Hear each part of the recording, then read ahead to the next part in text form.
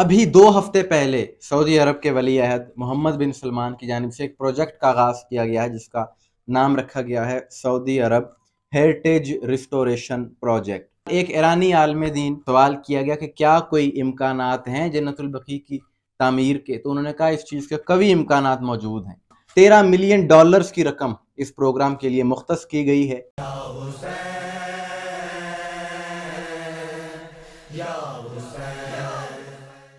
بسم اللہ الرحمن الرحیم، السلام علیکم مومنین اکرام، امید ہے آپ سب خیر و عافیت سے ہوں گے۔ آج 8 شوال یوم انہدام جنت البقیع ہے، اور اس ظلم کے خلاف کہ جو وہاں پر ڈھایا گیا، اہل بیت کے مزارات کو مسمار کر دیا گیا، بلڈوز کر دیا گیا، اس کے خلاف دنیا بھر میں جو بھی اہل بیت سے محبت رکھتا ہے وہ سراپا احتجاج ہے۔ دنیا کے مختلف ممالک میں یہ آواز اٹھائی جا رہی ہے، اس ظلم کے خلاف احتجاج کیا جا رہا ہے۔ پاکستان کے بھی تقریباً ہر شہر میں یہ احتجاج کیا گیا کہ 8 شوال 1925 کو آل سعود نے حجاز مقدس جو کہ موجودہ سعودی عرب ہے، وہاں پر جب ان کی حکومت آئی، سلطنت عثمانیہ ختم ہو گئی، تو اپنا اثر و رسوخ وہاں پر لوگوں کو بتانے کے لیے، اپنا قبضہ دکھانے کے لیے اور اپنی پاور شو کروانے کے لیے انہوں نے یہ ظلم کیا۔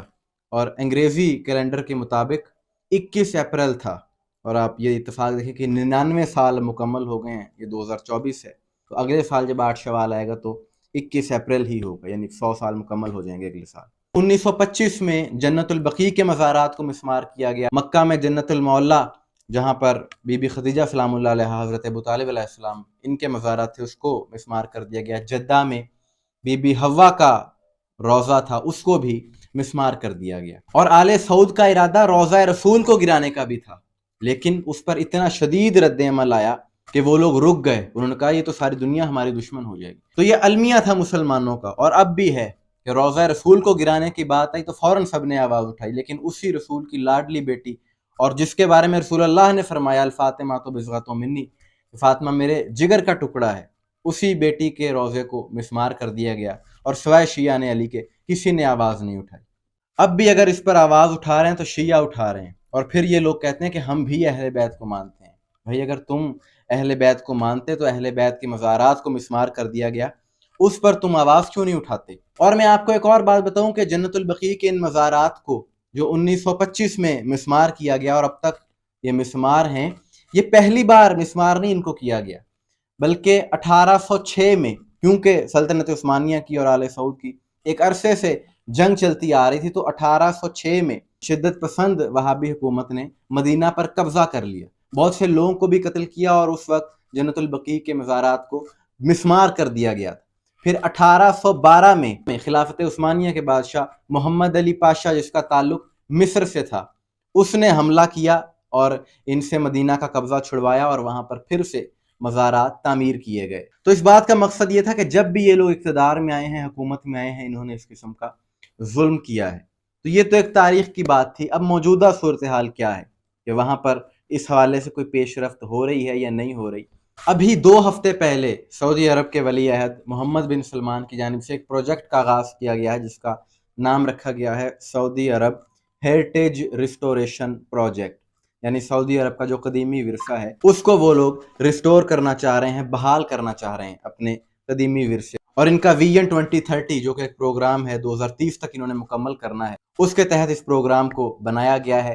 $13 ملین کی رقم اس پروگرام کے لیے مختص کی گئی ہے، اور اس کا مقصد زیادہ سے زیادہ ٹورسٹ کو سعودی عرب میں لانا ہے اور ان کو بتانا ہے کہ یہاں پر کتنا قدیمی ورثہ موجود ہے، اور وہ آ کر اس ورثے کو دیکھیں گے۔ تو اگر بات قدیمی ورثے کی ہو رہی ہے تو ان مزارات سے بڑھ کر قدیمی ورثہ اور کیا ہو سکتا ہے؟ ان سے بڑھ کر اور مقدس مقامات کیا ہوں گے کہ جو 1400 سالوں سے اربوں مسلمانوں کی عقیدت کا مرکز رہے ہیں؟ کہ قدیمی ورثے کی اگر بات ہو رہی ہے تو بی بی حوا کی قبر جو کہ جدہ میں ہے، کہ جن سے انسانیت چلی ہے، اس سے بڑھ کر اور قدیم ورثہ کیا ہوگا؟ میں وہاں پر گیا، لیکن افسوس کا مقام ہے کہ وہاں پر نشان تک نہیں ہے قبر۔ جنت البقیع میں تو پھر پتہ چل جاتا ہے کہ اہل بیت کی قبریں کہاں پر ہیں، لیکن وہاں پر بالکل نام و نشان نہیں ہے۔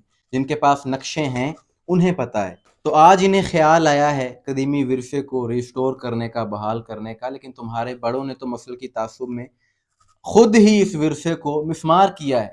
تو آج تم اگر اس قدیمی ورثے کو بحال کرنا چاہتے ہو، ریسٹور کرنا چاہتے ہو، تو پہلے ان मज़ारात को बनाओ कि जिनको तुम्हारे बड़ों ने गिराया था। और इसी साल एक ईरानी आलिम दीन अल्लामा शहाब मुरादी साहब से सवाल किया गया कि क्या कोई इम्कानात हैं जन्नतुल बकी की तामीर के, तो उन्होंने कहा इस चीज़ के कवी इम्कानात मौजूद हैं, और ख़ास तौर पर मौजूदा हालात में कि जब ईरान और सऊदी अरब के ताल्लुकात भी बहाल हुए हैं और वहाँ का वली अहद मोहम्मद बिन सलमान जो कि नज़रियात में इतना सख्त नहीं है, तो उसके पास अथॉरिटी है जन्नतुल बकी की तामीर की, लेकिन इसके लिए तमाम मुसलमानान आलम को एक बाकायदा मुतालबा करना होगा, और सिर्फ शिया और ईरान ही नहीं बल्कि तमाम मुसलमान ममालिक को सफारती सतह पर यह मुतालबा सऊदी अरब से करना होगा। अगर तमाम मुसलमान ये मुतालबा करते हैं तो यकीनन जन्नतुल बकी ज़रूर तामीर होगा।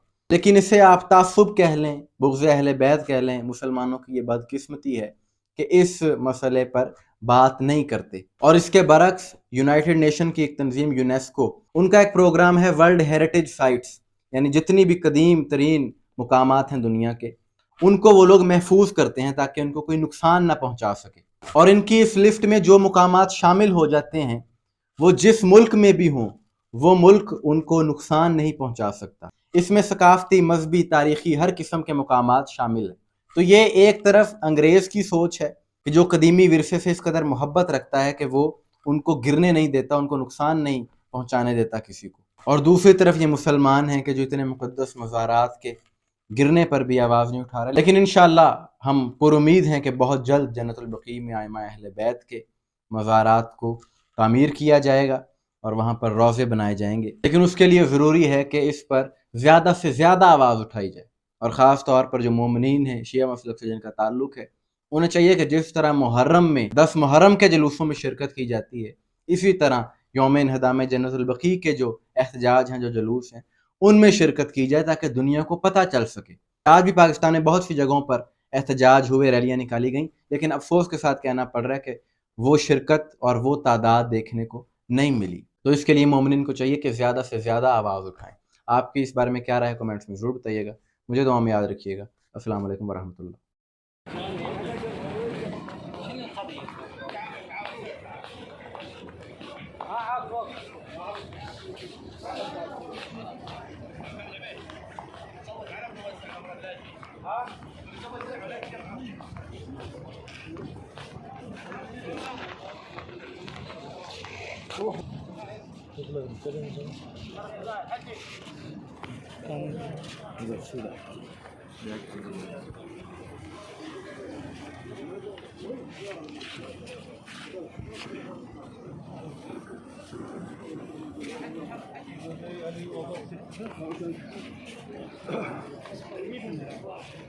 मैं जनाजे के साथ उस तरफ चला गया, वहाँ से शादी भी चलाती है ना जी।